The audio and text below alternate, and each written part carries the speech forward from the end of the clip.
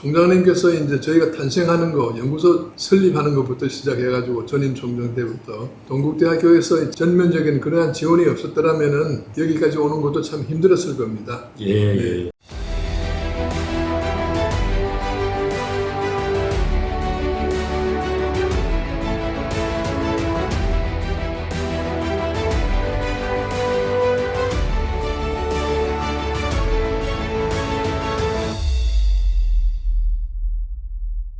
네, 이사님 안녕하세요. 안녕하십니까. 예, 그동안 잘 지내셨죠? 예. 소장님도 잘 지내셨죠? 예. 이사님 오늘따라 더 깔끔하고 멋있어 보입니다. 눈이 밝았으네요. 제가 이발을 했거든요. 예. 이사님 만나면 항상 즐겁고 같이 이순신을 이야기할 수 있어서 참 좋습니다. 오늘은 지난 10월 1일이 동국대학교 부설 여해연구소가 탄생한 지 3주년이 되는 날이더라고요. 맞습니다. 그래서 이제 3살을 먹었는데 3살 먹기까지의 어떤 소감이라고 그럴까? 그거 간단하게 좀 듣고 싶습니다. 3살이 되고 나니까 소감이 크긴 합니다만은 3살짜리가 뭘 알겠습니까?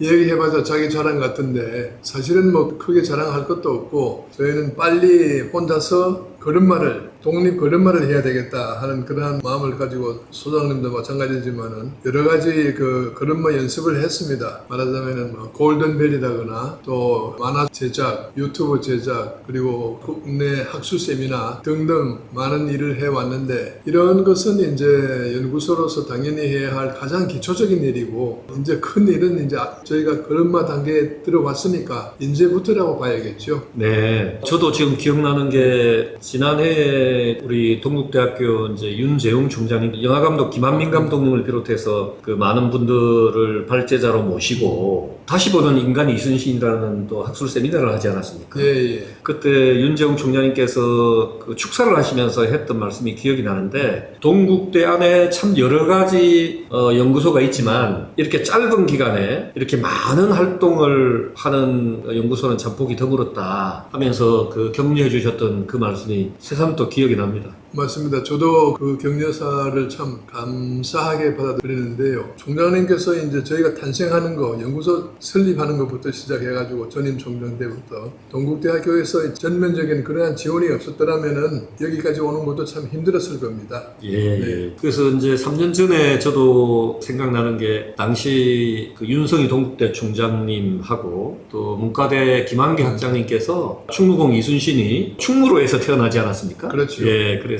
지금 현재 인현동에서 태어났는데 그런 내용들을 또 이렇게 설명을 하면서 왜 동국대에 여해연구소가 있어야 되는지에 대해서 우리 이사장님께서 역설하시고 하셔서 3년 전에 만들어졌고 초기에 자리 잡을 수 있도록 우리 윤성희 총장님 그 다음에 당시 김한기 학장님 너무 감사드리고 그 이후에 또 현재 윤재웅 총장님 또 노대한 문과대 학장님도 정말 열심히 응원해 주셔서 힘이 나죠? 네, 힘이 납니다. 그런데 말씀하신 것처럼 그분들의 전폭적인 지지 성원이 없었으면은 우리가 오늘날이 있기가 힘들었겠지만은 또 한편으로 보면은 우리 이순신의 현장 작업이 너무나 늦게 시작이 되었다. 500년이지 않습니까? 거의. 이건 전례가 없습니다. 사실 다른 선진국들, 영국을 볼까요? 영국은 닐슨 제도, 또 문인이긴 하지만 셰익스피어, 이 사람들의 업적이 당대에 인정을 받고 그때부터 이제 현장 작업이 시작이 되었고 독일도 마찬가지입니다. 독일의 괴테, 또 뭐 음악가이긴 하지만 베토벤, 거의 당대에서부터 그 위대한 업적이 인식이 되고 현장 작업이 시작이 되었거든요. 그런데 저희는 여러 가지 국내 경제, 정치적인 상황 때문에 돌아가신 지 400년이 지난 이제사 이렇게 현장 작업을 한다는 것이 굉장히 늦은 감이 있고 그걸 따라 마시려고 그러면은 좀 더 바쁘게 이렇게 해야 된다 하는 결론이 나는데 그러나 또 이러한 작업이 이거는 뭐 몸을 바삐 서둘러서 하는 작업이 아니고 또 뭐 1, 20년 하다가 그만둘 작업이 아니고 앞으로 100년, 300년, 500년 우리나라가 존속하는 한 이어져 나가야 할 사업이기 때문에 너무 숨가쁘게 그렇게 무리하게 서두를 필요는 없고 그러나 한시도 쉬지는 말고 지금 해야 할 일이 뭐 학술, 교육, 홍보 사업도 많이 있습니다만은 저희가 목표 세운 사업도 몇 가지 지금 있습니다. 예를 들어서 부산 대첩비만 하더라도 부산에 부산 타워가 있기는 있지만은 그건 관광 타워이지 대첩비가 아니거든요. 또 우리가 지금 해군사관학교 측하고 협조해가지고 개최 1호선에 있는 김전선 마라톤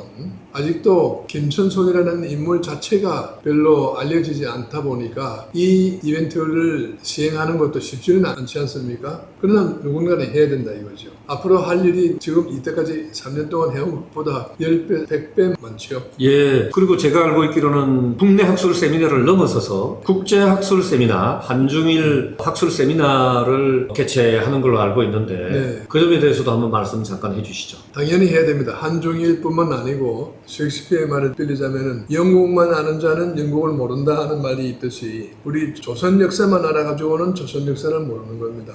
우리가 중국 역사도 알아야 되고 일본 역사도 알아야 되고 또 이 한중일 삼국 역사만 알아가지고는 세계적인 관점에서 보는 눈이 아직도 한계가 있다 이거죠. 이 국사 그리고 이 지역사, 세계사가 다 연결되는 거 아니겠습니까? 그러니까 물론 시발은 이제 우리나라 역사로부터 시작이 되지만은 한중일 간의 관계는 이거는 한 덩어리로 해서 역사를 씹어 먹어야 되는 것이고 나아가서 세계사와 또 연계가 되어야 되겠죠.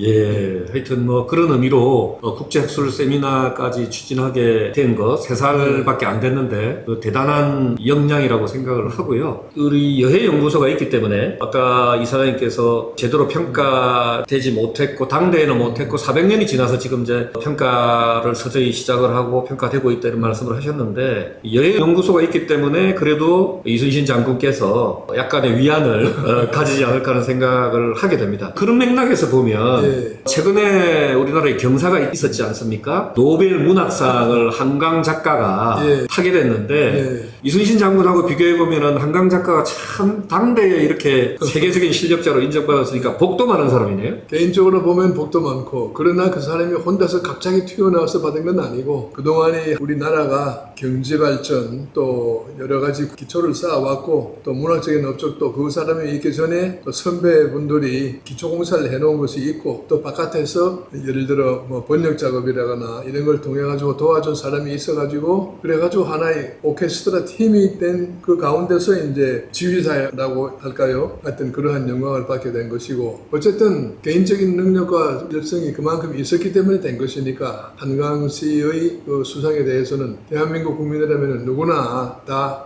박수를 쳐야 될 일이라고 생각합니다. 예, 저도 공감을 하고요. 오늘은 우리 여해 이순신 장군을 위한 동국대 여해연구소 3주년이 나름대로 더 큰 의미를 가질 수 있기 위해서 더 열심히 하자는 뜻과 또 노벨 문학상을 탄 우리 한강 작가를 축하한다는 의미에서 건배하면서 마무리하도록 하겠습니다. 자, 이 모든 것을 위하여!